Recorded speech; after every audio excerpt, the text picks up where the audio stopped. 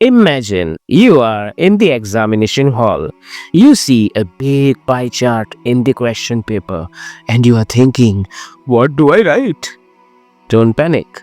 Today, I, Bimal Mehta, will show you the easiest way to master analytical paragraph writing within the next 10 minutes. So, stay tuned and let's begin. So what exactly is an analytical paragraph. दोस्तों, ये एक छोटा सा writing skill है कि जिसके अंदर हम चार्ट, टेबल, ग्राफ, डायग्राम ऐसी चीज़ों को एनालाइज करते हैं। तो इसको करने के कुछ रूल्स होते हैं। सबसे पहला रूल और सबसे important, no personal opinions, because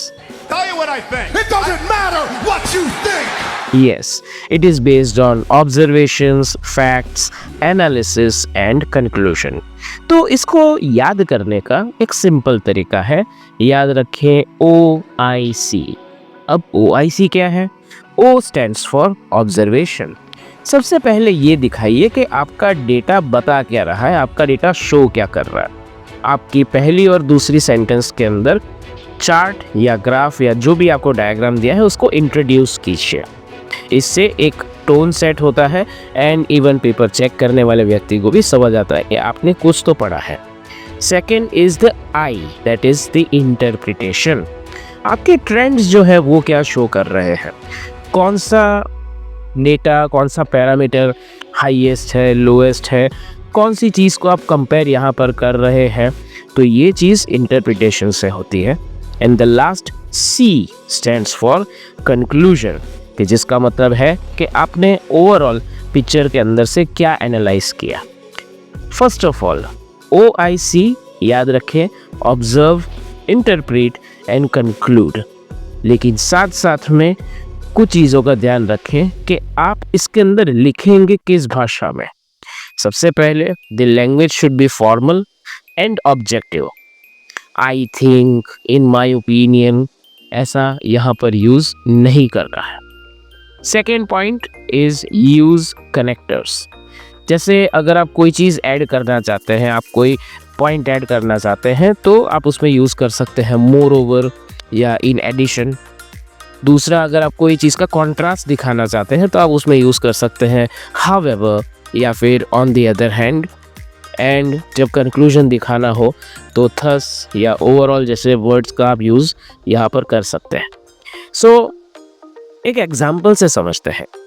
जैसे यहाँ पर एक पाई चार्ट छोटा सा दिया हुआ है, तो इसमें हम OIC का रूल अगर अप्लाई करें तो O के अंदर हम देख सकते हैं कि भाई it illustrates different modes of transportation used by students. यहाँ पर आपने अपने जो डेटा है या फिर जो एनालिसिस है उसको इंट्रोड्यूस किया है। दूसरा है इंटरप्रिटेशन।